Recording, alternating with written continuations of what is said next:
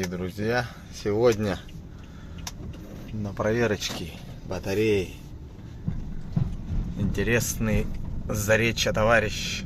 О, нифига они тут сделали. Откатные ворота. Сейчас посмотрим, кто здесь к нам приехал, пожаловал. Ну-ка глянем, кто к нам пожаловал. О, вообще красавчик. Керамика, все дела. Красота-то какая. Итак, что мы видим, ребята? Очень интересный. Си-комплектация опять, да? Смотрите, какой борзый. Вчера тоже приезжал один товарищ. У тебя от моей рычаги отличается и задняя балка. Знаю это. У нас разные эти рычаги передние. И задняя балка разная, да. Потому что у тебя, видишь, удлинение, ну как сказать, шире стал. У меня-то нету, видишь, вот этой выштамповки на крыле. Понял. У меня вот есть, но она как бы не выпирает, так как у тебя. Родное летило, да? А, нет. Какой-то. Еще на зиме катаешься. Стойки уже китайские поставил. 215 на 60 на 16. Потому что угоформа нету 205-65. Китайские у нас стоечки стоят уже. Как, кстати, себя зарекомендовали? Нормально? Вчера поставили только. Вчера? Дубовенькая, да, пока? Там выбора-то нет. Да? А, в Тамаре? Так. Где? В деревне. Ну ничего себе, первый раз такое модное вижу. Что-то молодежное, да? Что-то молодежное. Это материал, ребят. И вот тут вот кто-то замутил. Вот видите, вот каждый раз что-то новенькое происходит. Майфуном она двойной, две печки. Ну жир. Две двери, две печки, единственное, датчиков нет. Так, что еще тут интересно?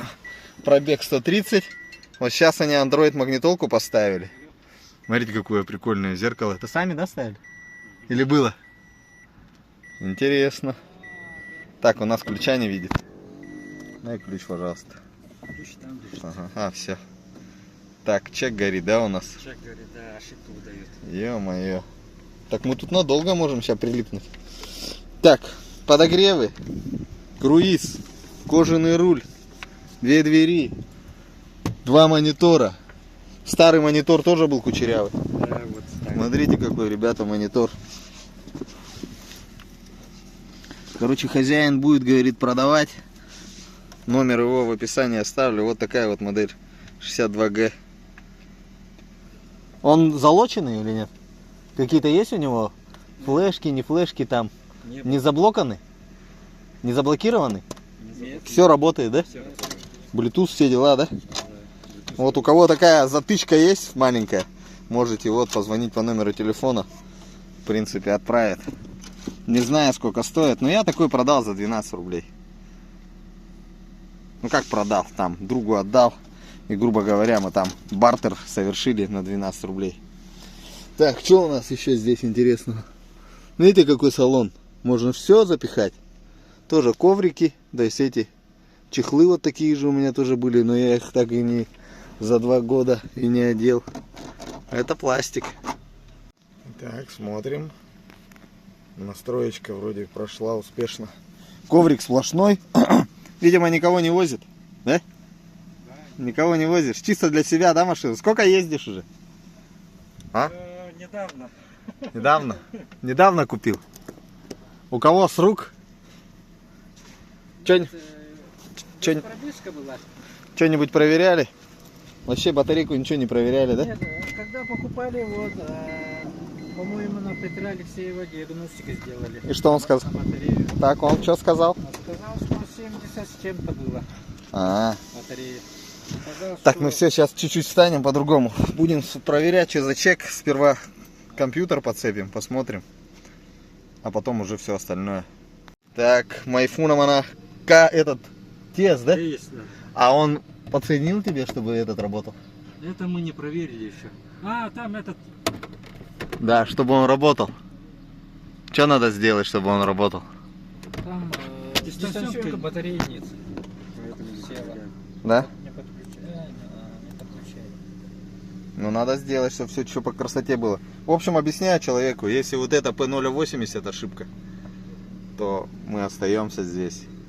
Будем жить в Якутске. Шучу, конечно.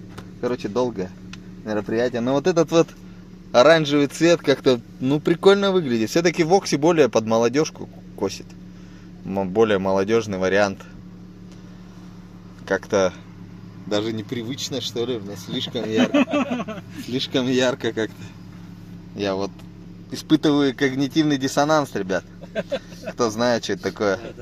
Да. И вот смотрите, хромом вот так вот сделано. Не знаю, у меня вот обрамление вот так хромом есть, нету? Вот это вот первый раз я вижу такое прикольненькое. По-моему, это отдельно кто-то замутил. Прям чувствуется, что она как бы не совсем ровно лежит. Вот эта штучка. Видите? Видимо, какой-то есть тюнинг. Это вот тоже прикольная штука, да? Зря я это сделал. Теперь же телефон не влезет. Так, видеорегистратор какой-то тут навороченный японский, да? На 2 камеры. Ну? 2 камеры, да. Работает? Что-то тоже флешки, наверное, не хватает. Флешки не купили. Какая-то флешка должна быть там своя хитрая. Вот эти вот, я знаю, целая есть. Целая система. Вот, смотрите. Ну все. Что и требовалось доказать. P080. Ошибка P080. Будем устранять. Она уже в заморозку ушла. Короче, как бы неустраняемая уже. Вот сейчас вот видите, ребята, стер, он сразу перешел на гибрид. Но, в принципе, время терять не будем. То бишь, если я сейчас вот сюда в даталист зайду и буду пробивать тут каждый сток где кого, мне это смысл, короче, время тратить. Потому что то же самое я делаю там. Только там я сразу в реальном времени сразу ставлю кресты. А здесь она пока у меня под жопой находится. Поэтому никакие кресты я не буду ставить. И как бы только время потрачу. Ну, сейчас посмотрим. Но в прошлом году, говорите, 80%, да, показывал? 70. Да, 70. ну вот дельта. Ну, я не знаю, может он по дельта сок посмотрел. 44% износа.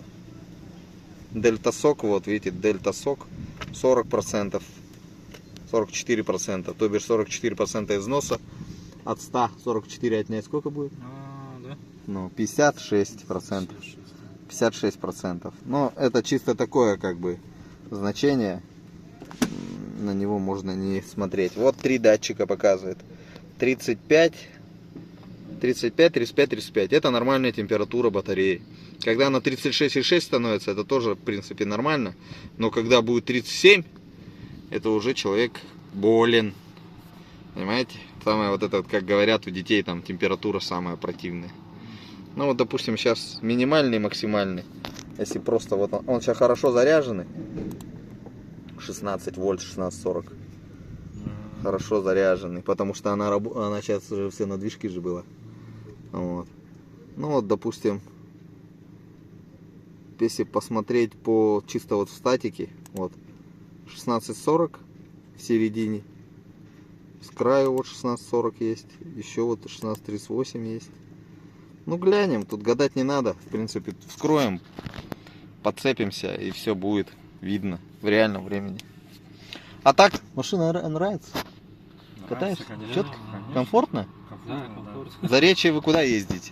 Чурапчу. Чурапчат далеко? Сколько паромов? Один паром. Сколько денег стоит? А, вот это только наши, все, да? Через Лену. Да, через Лену. Через Лену и все, а там по левой стороне, да? Ага. Так, ну, 200 километров около. ну нормально, да? Дорога четко? Дорога более-менее, да. Но комфортно едет же, согласись? Да, комфортно. Вот. Комфортнее только Альфард, короче, ездить. И Крузак 150. И 150 Крузак. Ну, потому что это, ну, реально хорошая машина. Мне тоже по комфорту она нравится. Ну и по экономии. Была экономия в свое время? Конечно. Жестко? Когда гибрид работает. Когда гибрид работает, жесткая экономия. Ладно, все, приступаем, ребята, к снятию батареи. Так, глянем, ребята. Отметочки. Интересно, чьи это отметочки? Как у меня отметки интересные или не как у меня? Потому что 2000 мАч это вообще мало, блин. 1900. Не знаю, кто делал ее. Интересно, кто ее делал. Ну, скорее всего, конкуренты мои делали. Ну, сейчас продуем, вентилятор продуем и наверх проверим. Плохие зубы, как говорится, плохие батарейки быстро вычислим. Вот какую-то штуку оставили здесь. Алюминий кусочек какой-то. Да как так они, что это они делали? У кого такие штуки могут быть? Кто это? Слесарь-механик, блин. Такого не должно быть здесь. Вот тут прям лежало. Что за метка? Ладно. Пригодится в хозяйстве.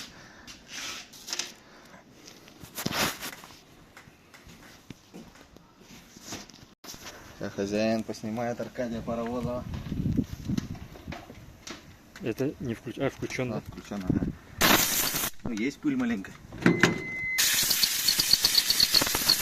По грунтовкой катаешься?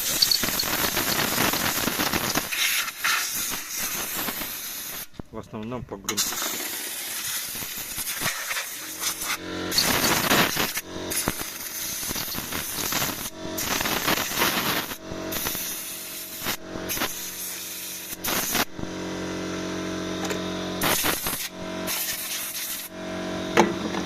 Чуть-чуть вентилятор грязненький. Маленечко грязненький. Вот. О.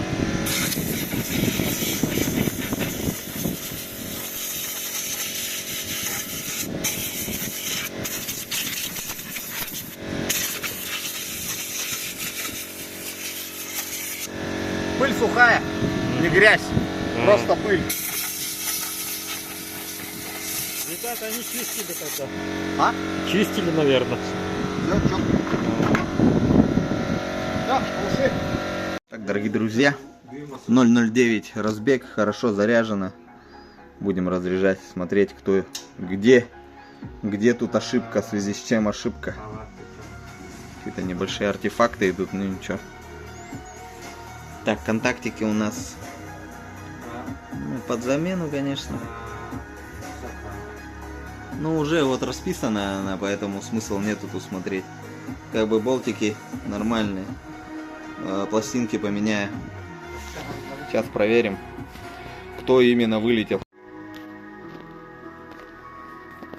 Да, стабилизацию включил, но теперь прибавлять не могу. Стабилизацию выключил, зато могу прибавлять. Так, первый этап. Первый этап пройден. Смотрим. Умножить на 6. 6х прибавка. Что так мало? Больше же было, по-моему. Вот такие дела. В общем, ребята, смотрите. Один только у нас выпал, вот вниз упал. Остальные как бы держатся. И вот с хозяином батареи отметили мы. Крестик поставили на одном. Он был 2200. Это примерно 60%. Ну, это моя классификация. Может быть, даже мои ребята и делали. Владивостокские, либо здесь. Тоже есть по такой же методике работает. Вот 1900-х. Ну, посмотрим, какие они результаты показывают. Сейчас еще один проход будет. И я на каждой напишу, что они из себя представляют. И там уже решим, что дальше делать. Но один надо менять однозначно. 70% ставить на это место и все. Не будет дальше бегать. 2 hours later. Что, дорогие друзья, зарядочка прошла. 90% подкинул тут элементов 10 штук. Поменял контактики. Все, закрываю. Все четко. 10 элементов под замену. Те, которые 10 элементов, вот я их проверил уже. Ну сколько тут? 52, 50, 39, 39, все. Все, что я вот это выкинул. Ну тут 2, 52, или 3 было. Короче, вот она вся эта колода. 30, 30, 30. Это никуда не годится, короче. В общем, хозяина собрал и тоже услышал вот такой звук, ребят.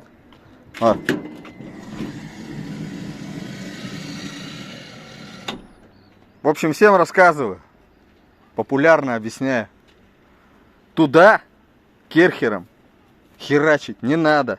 Пусть она вот тут грязно будет. Тряпочкой вот сюда, если вы хотите тут что-то, просто тряпочкой вот здесь вот можете помыть. Но керхером туда направлять нельзя, потому что ты струей керхера фигачишь, и куда-то, видимо, закатывается этот песок. И все.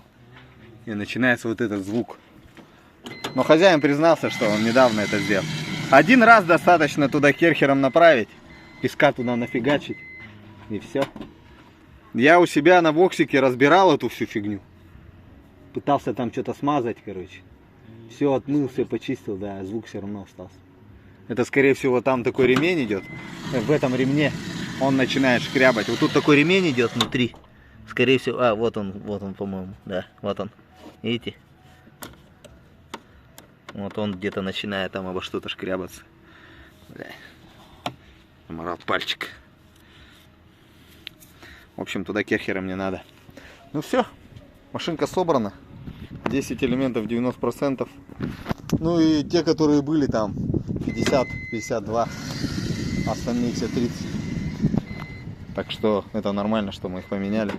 А те, которые остались, те остались.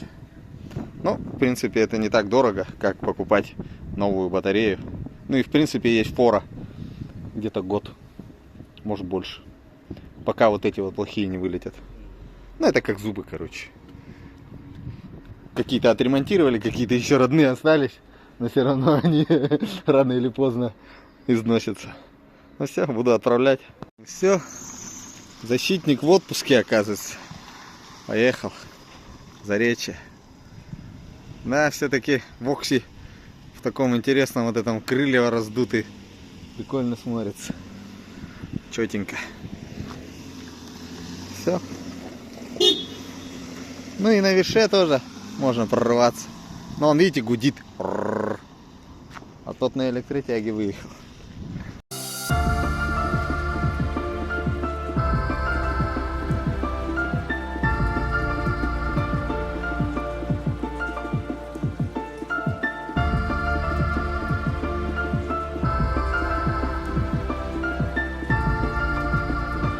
Пикник на обочине Стругацких читал? Читал. В городе Хармонди, который находится около одной из зон посещения, мест, где несколько лет назад приземлились инопланетяне, оставившие многочисленные материальные следы своего пребывания. Зона огорожена и тщательно охраняется. Вход в зону разрешен только по пропускам и только сотрудникам Международного института внеземных культур. Однако отчаянные парни, их называют сталкерами, проникают в зону, выносят оттуда все, что им удается найти, и продают скупщикам эти неземные диковинки. Радрик Шухарт, бывший сталкер, а теперь сотрудник Института внеземных культур, работает лаборантом у молодого русского ученого Кирилла Панова, который занимается исследованием одного из загадочных предметов, найденных в зоне – пустышки. Пустышка – это два медных диска размером с чайное блюдце, между которыми расстояние сантиметров 40, но не прижать их друг к другу, не развести невозможно. Ред предлагает Кириллу сходить в зону за полной пустышкой, у которой внутри что-то синенькое. Он видел такую во время своих сталкерских вылазок. Надев специальные костюмы, они отправляются в зону. К телу Кирилла прилипло вещество, напоминающее паутину. После возвращения в лабораторию мужчина внезапно умер. Несколько лет спустя Шухарт, уволившись из института, снова начал заниматься опасным делом для того, чтобы прокормить семью. Мужчина отправился в поход с другим сталкером Барбриджем, который носил прозвище Стервятник. Вначале все шло хорошо, но затем Барбридж попал ногами в вещество странной консистенции. Конечности его изменили форму, и мужчина не смог идти дальше. Он уговорил Редрика донести его до больницы, пообещав ему рассказать, как пройти к золотому шару, артефакту, который, по словам сталкеров, может исполнить любое желание. Шухарт вынес мужчину в безопасное место. Вскоре Редрик был арестован за попытку продать предметы, вынесенные из зоны. А когда он вернулся домой, то увидел, какое горе ждало его там. Дочь сталкера была не совсем обычным ребенком. Все ее тело покрывало шерсть. Девочка очень напоминала обезьянку. Но если раньше она развивалась нормально, то во время отсутствия папы девочка деградировала и перестала понимать человеческую речь. Чтобы спасти дочь, Ред отправляется к золотому шару. Барбридж, помня о том, что Ред не бросил его в зоне, дает ему карту, объясняет, как найти шар. И хочет, чтобы Ред попросил вернуть ему ноги. По пути к шару нужно преодолеть множество препятствий, которыми полна зона. Но самое страшное – мясорубка. Один человек должен быть принесен ей в жертву, для того, чтобы другой мог подойти к золотому шару и попросить его исполнить желание. Стервятник объяснил все это Реду и даже предложил на роль живой отмычки кого-нибудь из своих людей. Однако Редрик берет Артура, сына Барбриджа, который отчаянно просит Реда взять его с собой. Редрику жаль Артура, однако он убеждает себя в том, что выбора у него нет. Или этот мальчик, или его мартышка. Артур и Редрик, пройдя сквозь все ловушки, расставленные зоны, подходят наконец к шару. И Артур бросается к нему, крича: «Счастье счастье для всех даром. Сколько угодно счастья. Все собирайтесь сюда, хватит всем. Никто не уйдет обиженный. И в ту же секунду чудовищная мясорубка, подхватив его, скручивает, как хозяйка выкручивает белье. Ред сидит, глядя на золотой шар, и думает попросить о дочери, а еще о чем. И с ужасом понимает, что нет у него ни слов, ни мыслей. Все он растерял в своих сталкерских вылазках, погоне за деньгами. Семью кормить надо, а умеет он только ходить в зону да сбывать диковинные штучки всяким темным людям, которые неизвестно, как ими распоряжаются. И Ред понимает, что других слов, кроме тех, что выкрикнул перед смертью этот мальчик, так не похожи на своего стервятника отца, ему не придумать. Счастье для всех даром. И пусть никто не уйдет обиженный. Это была повесть Аркадия Бориса Стругацких «Пикник на обочине». Но чтобы знать больше, читайте книги.